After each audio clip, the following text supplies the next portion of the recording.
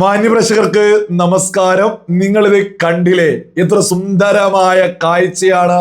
നമ്മുടെ കേരളത്തിന്റെ 115 ജനപ്രതിനിധികള് നമ്മുടെ രാജ്യത്തിന്റെ പ്രധാനമന്ത്രി നരേന്ദ്രമോദിക്ക് അരികിൽ ഇരിക്കുന്നതല്ലേ നമ്മൾ ഈ കാണുന്നത്. നമ്മുടെ പ്രധാനമന്ത്രി നരേന്ദ്രമോദി നമ്മുടെ 115 ജനപ്രതിനിധികൾക്കിടയിലേക്ക് നടന്നുകൊണ്ട് അവർക്കരികിലേക്ക് എത്തിക്കൊണ്ട് അവരോട് സംസാരിക്കുന്നത് കാണുമ്പോ ഈ രാജ്യത്തെ ഒരു പൗരൻ എന്ന നിലക്ക് വളരെയേറെ അഭിമാനമാണ് ഇതൊക്കെ കാണുമ്പോൾ മുന്നോട്ട് വെക്കാനുള്ളത്. ഇതൊക്കെ കാണുന്ന സമയത്ത് ആർക്കെങ്കിലുമൊക്കെ ഇതിനോടൊരു എതിർപ്പ് തോന്നുന്നുണ്ടെങ്കിൽ അവരൊന്നും നമ്മുടെ രാജ്യത്തോട് ഒരു കൂറുമില്ലാത്ത ആളുകളാണ് എന്നുള്ളതാണ് മറ്റൊരു യാഥാർത്ഥ്യം. ഏത് രാഷ്ട്രീയ പാർട്ടികളിൽ ആര് വിശ്വസിച്ചോളൂ, പക്ഷെ നമ്മുടെ പ്രധാനമന്ത്രി നരേന്ദ്രമോദിക്കരികിലേക്ക് നമ്മുടെ കേരളത്തിലെ 115 ജനപ്രതിനിധികളാണ് നേരിട്ടെത്തിയിട്ട് സംവദിക്കുന്നത്. അത് നമ്മുടെ കേരളത്തിന്റെ മഹാഭാഗ്യമാണ് എന്നുള്ളതിൽ ഒരു തർക്കവും ആർക്കും തന്നെ വേണ്ട. കാരണം ഈ കൂടിക്കാഴ്ചയിലൂടെയൊക്കെ നമ്മുടെ നാടിനാണ് ഗുണമുണ്ടാവാൻ പോകുന്നത്. ഇതൊക്കെ മുന്നോട്ട് വെക്കുന്ന സമയത്ത് ഒരു കാര്യം പറയാതെ അങ്ങ് മുന്നോട്ട് പോവാൻ സാധിക്കില്ല. മറ്റൊന്നുമല്ല, നമ്മുടെ മുൻ മേയർ ആര്യ രാജേന്ദ്രൻ ഇതൊക്കെ കാണുന്നുണ്ടോ ആവോ? എന്തൊക്കെ ബഹളായിരുന്നു. BJP-ക്കാര് ഇവിടെ പ്രധാനമന്ത്രി വരുമ്പോ എയർപോർട്ടിലേക്ക് മേയർ സ്വീകരിക്കുമെന്നൊക്കെ പറയുന്നു.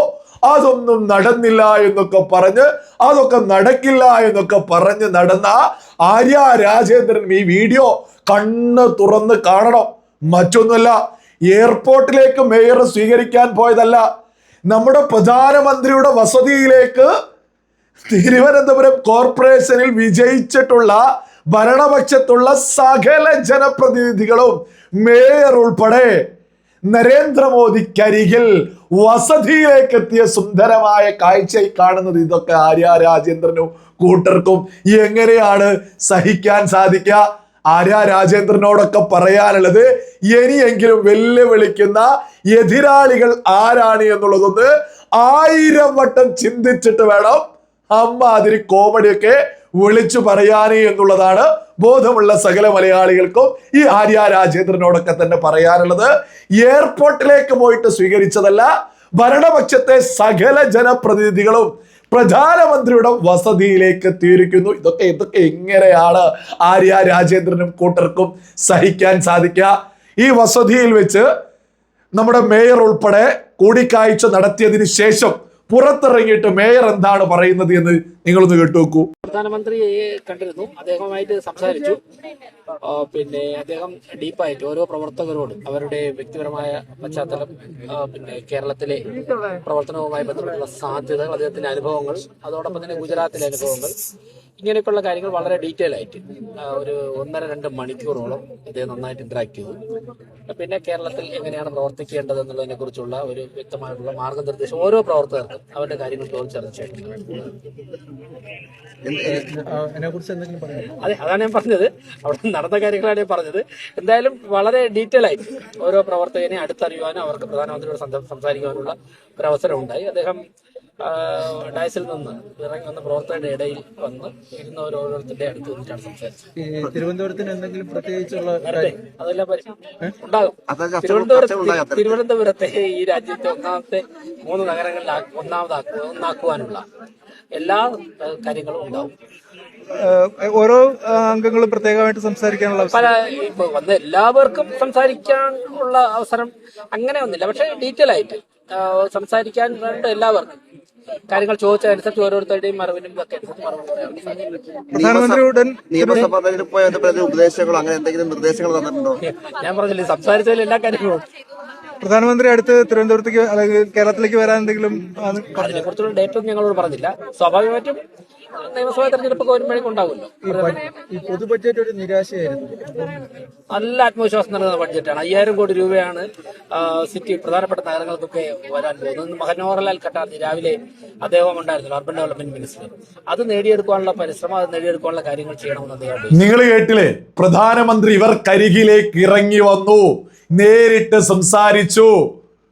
തിരുവനന്തപുരത്തെ രാജ്യത്തെ പ്രധാനപ്പെട്ട നഗരങ്ങളിൽ ഒന്നാക്കും ഇതൊക്കെ വലിയ ചരിത്രപരമായിട്ട് നമ്മുടെ കേരളത്തെ സംബന്ധിച്ച് ഒരു പുതു ചരിത്രം തന്നെയാണ് പിറന്നിട്ടുള്ളത്. ഓരോ മലയാളിയും ഒന്ന് ചിന്തിച്ചു നോക്കൂ.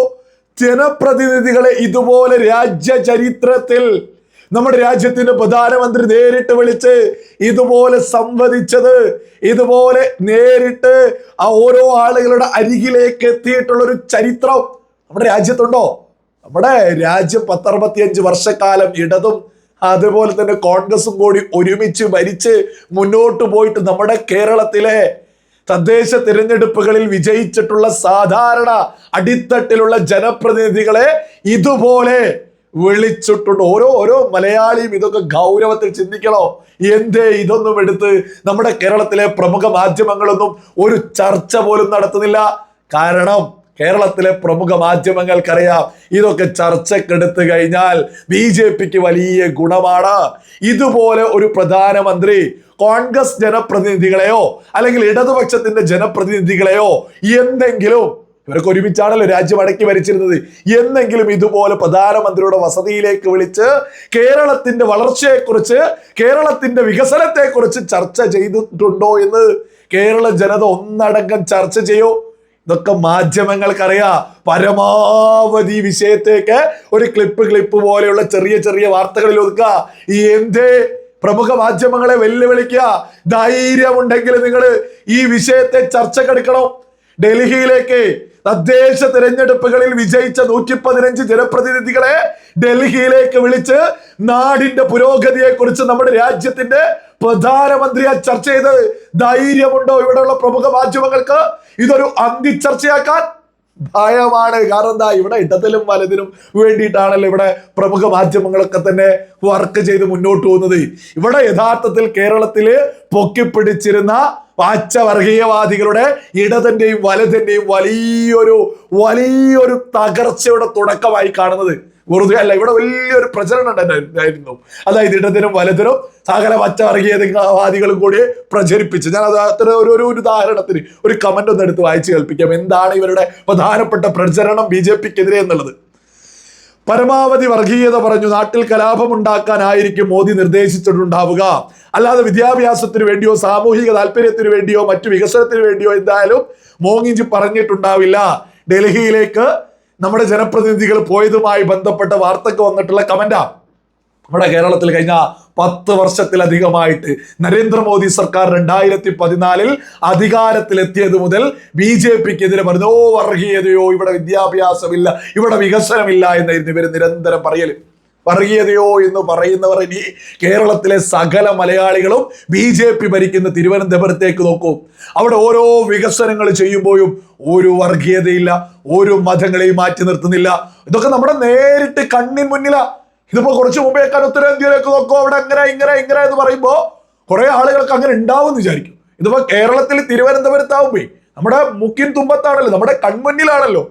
എല്ലാവരെയും ഒരുപോലെ, എല്ലാവർക്കും വികസനം തന്നെയാ തിരുവനന്തപുരം കോർപ്പറേഷനിൽ മുന്നോട്ട് പോകുന്നത്. BJP ഓരോ തരത്തിലുള്ള വർഗീയതയും ചെയ്യുന്നില്ല, എല്ലാവരെയും കൊട്ടുപിടിക്കുന്നു. ഇടതും വലതും ഇത്രയും കാലം ഭരിച്ചിട്ടും അവരെ കൊണ്ട് ആവാത്തത് അടിസ്ഥാന സൗകര്യങ്ങള് തിരുവനന്തപുരത്ത് വന്നു തുടങ്ങിയിരിക്കുന്നു. നമ്മുടെ രാജ്യത്ത് BJP വന്ന സമയത്തല്ലേ, മോദി സർക്കാർ വന്ന സമയത്തല്ലേ അടിസ്ഥാന വികസനം, അടിസ്ഥാന സൗകര്യമായിട്ടുള്ള റോഡ് പോലും രാജ്യത്തുടനീളം വരുന്നത്. വെറും 6 എയിംസ് ആയിരുന്നു കോൺഗ്രസ് 65 വർഷക്കാലം രാജ്യം ഭരിച്ച സമയത്ത്. ഇന്നത് 16ലേക്ക് എത്തി കഴിഞ്ഞ 10 വർഷം കൊണ്ടേ. എന്നിട്ട് വിദ്യാഭ്യാസത്തിൽ എന്തോ ചെയ്യുന്നു എന്ന് ഇതൊക്കെ കുരക്കുന്നവരിങ്ങനെ കുരച്ചു നിൽക്കട്ടെ. ബോധമുള്ള സകല മലയാളികളും തിരിച്ചറിയാം, വലിയ വികസന കുതിപ്പ് കൊണ്ടാണ് BJP വിജയിക്കുന്ന ഒരു സ്ഥലത്ത് പിന്നീട് പരാജയപ്പെടാത്തത്. അതാണ് യാഥാർത്ഥ്യം. ഒരു കോർപ്പറേഷൻ ഭരണം ലഭിച്ചിട്ട് രാജ്യമടക്കി ഭരിക്കുന്ന പാർട്ടി നമ്മുടെ പ്രധാനമന്ത്രി നേരിട്ട് വിളിക്കുക, ആ കോർപ്പറേഷനിൽ നമ്മൾ വികസനം നടത്തണം, നിങ്ങളെ വിജയിപ്പിച്ചവരോട് നിങ്ങൾക്ക് നന്ദി വേണമെന്ന് പ്രധാനമന്ത്രിയാ ഉപദേശിക്കുന്നത്. അതിനനുസരിച്ച് പ്രവർത്തിക്കുക. തിരുവനന്തപുരത്ത് വലിയ പുരോഗതി ഉണ്ടാവുന്നതിലൂടെ കേരളത്തിൽ വരുന്ന നിയമസഭാ ഇലക്ഷൻ റിസൾട്ട് ഒക്കെ വരുമ്പോൾ അതൊക്കെ വലിയ രീതിയിൽ BJPക്ക് ഗുണമുണ്ടാവും എന്നുള്ളതിലും ഒരു തർക്കവും ആർക്കും തന്നെ വേണ്ട.